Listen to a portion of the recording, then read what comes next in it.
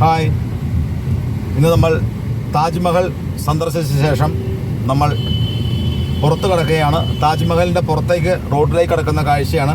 അതിൻ്റെ അകത്ത് വീഡിയോഗ്രാഫി ചെയ്യാൻ കഴിയില്ല, ഒത്തിരി പൈസ കൊടുക്കണമെന്ന് പറഞ്ഞുകൊണ്ട് നമ്മൾ ആഗ്രയ്ക്ക് പുറത്തേക്ക് കടക്കുകയാണ്.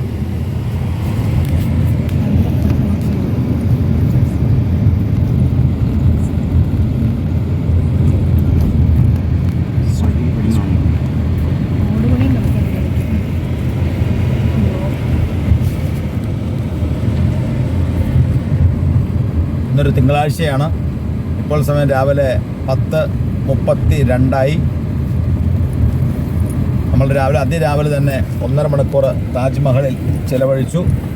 അവിടെ വീഡിയോഗ്രാഫി അനുവദിക്കില്ല, ഫോട്ടോ എടുക്കാൻ കുഴപ്പമില്ല. പിന്നെ പോലീസിൻ്റെ കർശന നിർദ്ദേശമുണ്ട്. കാരണം നമ്മളതിൻ്റെ ഉള്ളിൽ കൂടുതൽ റിസ്ക് എടുക്കാൻ പോയില്ല. മലയാളിയായ ഒരു പട്ടാളക്കാരനുള്ളതുകൊണ്ട് നമുക്ക് പെട്ടെന്ന് അകത്തിറങ്ങാൻ കഴിഞ്ഞു.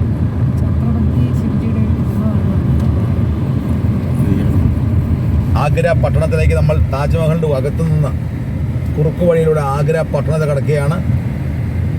ഛത്രപതി ശിവജിയുടെ ഒരു ഫോട്ടോ ഇവിടെ ഇരിപ്പുണ്ട്. താജ്മഹൽ മെട്രോ സ്റ്റേഷൻ എന്നൊരു ബോർഡ് കാണാം. ഇവിടുത്തെ ഓട്ടോറിക്ഷയുടെ യാത്ര കണ്ടോ, പ്രത്യേകതരം ഓട്ടോറിക്ഷയാണിത്. താജ്മഹൽ മെട്രോ സ്റ്റേഷനാണ് ഇതേ കാണുന്നത്.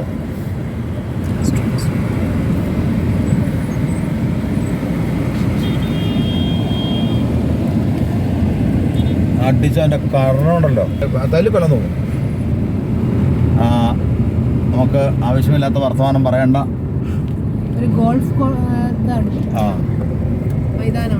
ആഗ്രയിലുള്ള ഒരു ഗോൾഫിന്റെ മൈതാനമാണ് കാണുന്നത്.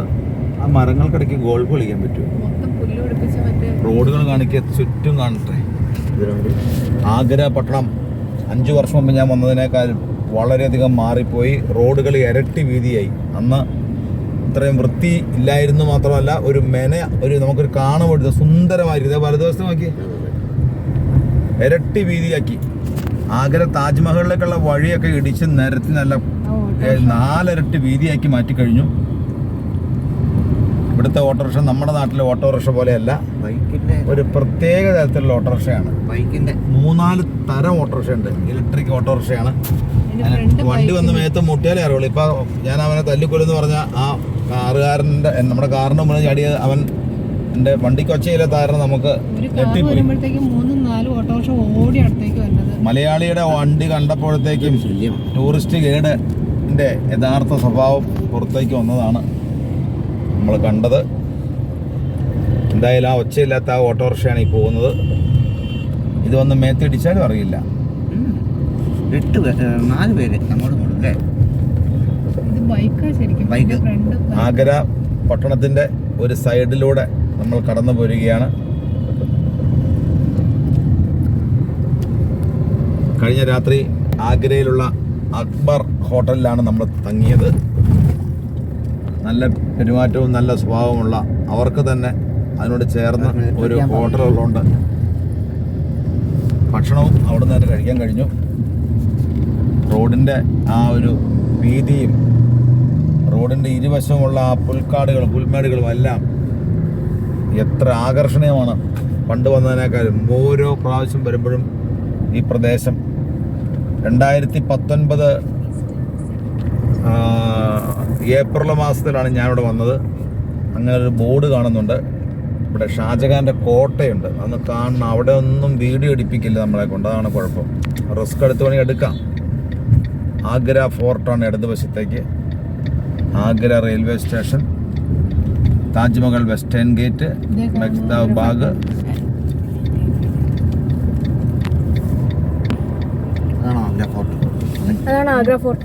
ആ കാണുന്നതാണ്. അന്ന് സൂം ചെയ്തേരെ. നമുക്ക് എന്തായാലും കയറാൻ സമയമില്ല, നമ്മൾ നേരെ പോവുകയാണ്. ആഗ്ര ഫോർട്ടിന്ന് അങ്ങ് നീണ്ടു കിടക്കുകയാണ് കേട്ടോ. ഇത് അങ്ങ് ഇടതുവശത്ത്, ഞങ്ങളുടെ വാഹനത്തിൻ്റെ ഇടതുവശത്ത് നോക്കൂ, ആഗ്ര ഫോർട്ടാണ് ആ കാണുന്നത്. ഇതാരുടെ ഫോട്ടോയാ കണ്ണിലേക്ക്? ഇതാരുടെ? ശിവജിയുടെ ഫോട്ടോ ഇവിടെയും വരിപ്പുണ്ട്. ഛത്രപതി ശിവജിയുടെ ഫോട്ടോ. ഇത് വല്ല ടിപ്പു സുൽത്താനാണോ? അത് ആയിരിക്കുമോ? അതോ ഷാജഹാനാണോ? ഒരു പിടിയില്ല. നമ്മളെ പരിചയമുണ്ട് അല്ലേ? നമ്മൾ സ്കൂളിൽ പഠിക്കുമ്പോൾ അല്ല, നമ്മൾ നല്ല പരിചയമുള്ള മുഖം. മഹാത്മാതിന്റെ മോൻ കണ്ടിട്ട് നല്ല പരിചയമുണ്ട് ഈ കാർന്നേരം നടക്കാം. ഇതായത് ഝാൻസി റാണി.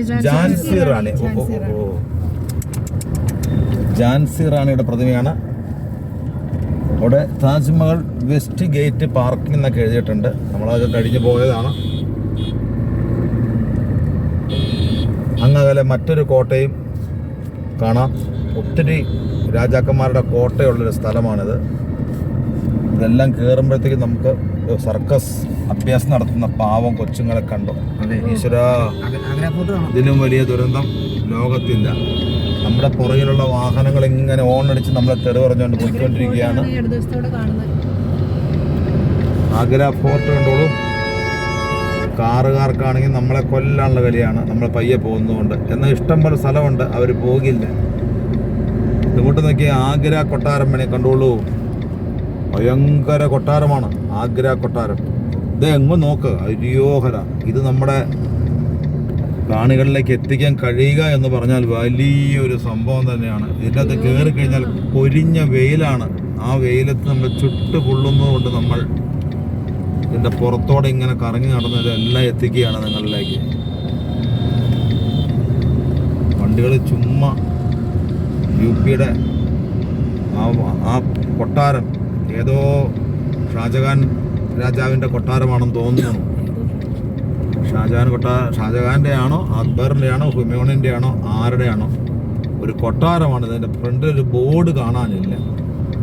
വഴിയാണ് ഞങ്ങൾ നോക്കണമെന്ന് ദേവാസുരത്ത് പറഞ്ഞത്. ആഗ്ര ഫോർട്ട് എന്ന് എഴുതി. ഇത് ഏതാണ്ട് 1 കിലോമീറ്റർ കഴിഞ്ഞു കേട്ടോ. അലിഗഡിനുള്ള വഴിയാണ് ഈ കാണുന്നത്. കാൺപൂർ അലിഗഡ്.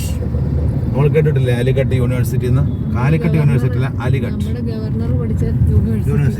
നമ്മുടെ ഗവർണർ പഠിച്ച യൂണിവേഴ്സിറ്റി. ശരിയാട്ടോ അവിടുത്തെ ഒരു മേൽപ്പാലവും ട്രാഫിക്കും എല്ലാം കൂടി ഇവിടെ സംഗമിക്കുകയാണ്. നമ്മളാ താജ്മഹലിന്റെ ആ ഭാഗത്തെ കൊട്ടാരവും താജ്മഹലിന്റെ പുറത്തുനിന്നും ഒക്കെ താജ്മഹലിനുള്ളിലെ ഒരു വീഡിയോ എടുക്കാൻ കഴിഞ്ഞില്ല. അവർ വളരെ കർശനമാണ് ഇപ്പോൾ. വെക്കേഷൻ ടൈം ആയതുകൊണ്ട് മാത്രമല്ല, ഭയങ്കര തിരക്കായിരുന്നു രാവിലെ. സാധാരണ ഇവിടെ തിരക്കൊന്നും ഉണ്ടാവണമെന്നല്ല.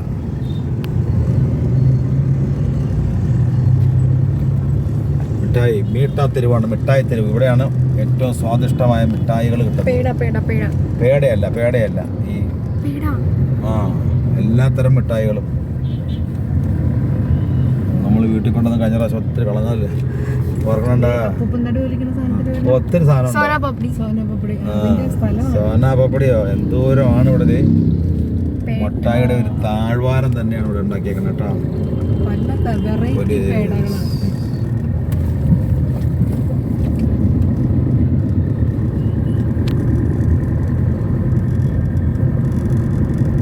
വേസ്റ്റ് അടിച്ചുകാരി റോഡൊക്കെ അടിച്ചുകാരി വേസ്റ്റ് ഡംപ് ചെയ്യുക.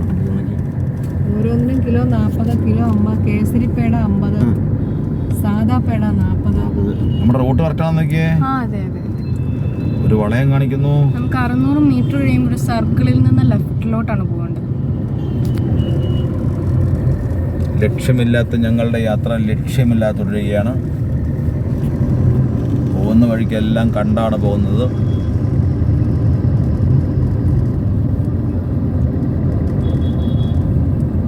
ഫ്ലൈ ഓവറിൻ്റെ അടിയിലേക്ക് നീങ്ങിയാണ്. ഞങ്ങളുടെ വലതുവശത്ത് ഒരു വണ്ടി പോകുന്നുണ്ട്. സൈക്കിളിൻ്റെ കൂടെ തന്നെ ആയതുകൊണ്ട് ഞങ്ങൾക്ക് കിടക്കാൻ പറ്റില്ല. ഇത് എന്നാണ് ഈ പോണത്? ഇതുപോലെ ഓണടിച്ചിട്ട് ഒരു കാര്യമില്ല മോനെ. നമ്മൾ ഓടിക്കും.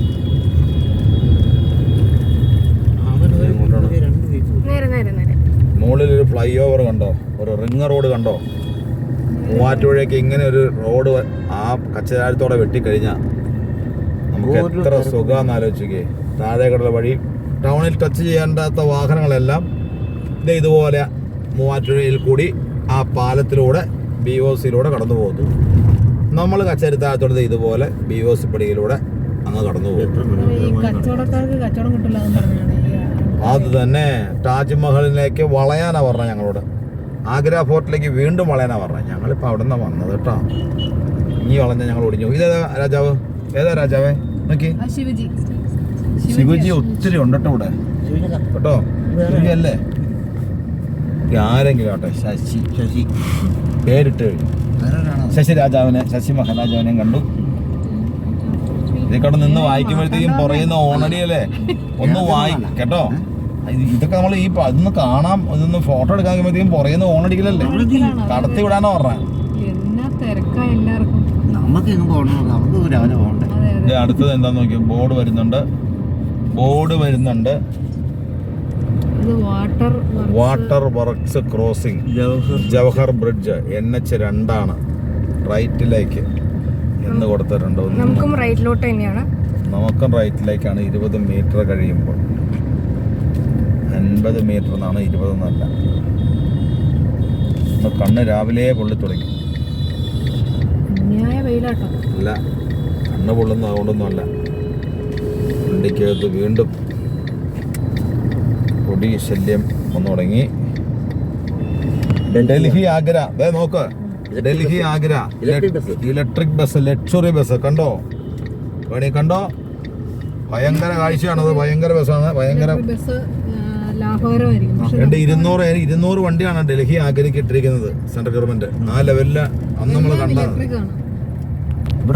ഇതാണ് ഗണേഷ് കുമാർ പരാജയമാണ് ഇലക്ട്രിക് ബസ് എന്ന് പറഞ്ഞത്. ഇപ്പൊ അതിന്റെ മുതലും പലിശയൊക്കെ ഊരി കാണും അല്ലേ, വരുന്നതിന് മുമ്പ് പരാജയം എന്ന് പറഞ്ഞു. അപ്പൊ അതല്ല, ഇപ്പൊ പെട്രോൾ വാഹനവും ഡീസൽ വാഹനവും ഗണേഷ് കുമാർ പണ്ട് മന്ത്രിയായിരുന്നു മേടിച്ചു, ബാലകൃഷ്ണപിള്ള മേടിച്ചു, ഇപ്പോഴത്തെ നമ്മുടെ മുൻ ഗതാഗത വകുപ്പ് മന്ത്രി മേടിച്ചു. ഇതൊന്നും പോയില്ലല്ലോ. ആന്റണി രാജു മേടിച്ചു. ആ കാലങ്ങൾക്കനുസരിച്ച് മാറ്റത്തിനൊപ്പം നിൽക്കേ, അത് ഗണേശ ആയാലും ആരായാലും. എന്തോരം കാറാ ഇവിടെ കാണാൻ പറ്റിയത്. ടാറ്റയുടെ ഇലക്ട്രിക് അല്ലേ, നമ്മുടെ നാട്ടിലൊക്കെ ഇലക്ട്രിക് കാർ വളരെ കുറവാണ്. ഇവിടെ ടാറ്റയുടെ ഇലക്ട്രിക് കാർ എന്തോരം നമ്മൾ കണ്ടതല്ലേ, എന്തുമാത്രം. ഇവിടെ ടാറ്റ കേട്ടോ ഫേമസ് അല്ലേ.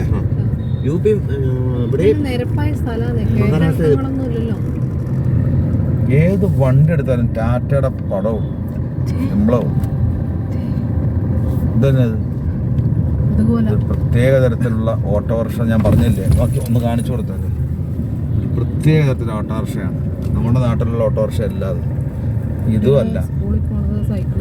കൊച്ചുങ്ങളെ അയ്യോ ഓട്ടോറിക്ഷ അടിയിൽ പോയി കയറിക്കൊണ്ടേ അവൻ വിടില്ല, അവൻ വലിച്ച് ഓട്ടോറിക്ഷ കയറ്റും. ഇപ്പൊ കണ്ടോ മോളെ,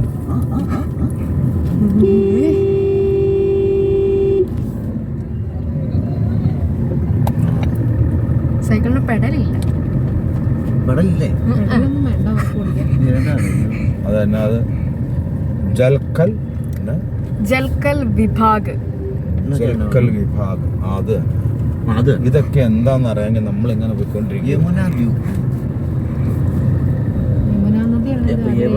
താജ്മഹലിൽ നിന്ന് നമ്മൾ ഏകദേശം ഒരു 4 കിലോമീറ്റർ അകലത്തിലേക്ക് ഇപ്പോൾ എത്തിയിരിക്കുകയാണ്.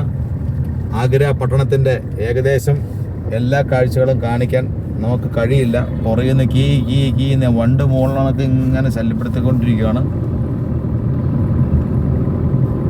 300 മീറ്റർ കഴിയുമ്പോൾ റൈറ്റിലേക്ക് പോകാൻ പറഞ്ഞു. ഇനി വന്ന് വീണ്ടും നമ്മളെ താജ്മഹലിന്റെ മുമ്പിൽ തന്നെ കൊണ്ടെത്തിക്കും.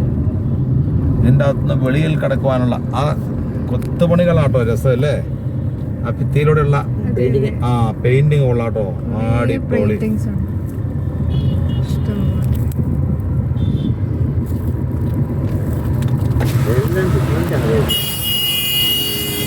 ഈ ഒച്ച കേട്ടോ തുടങ്ങി.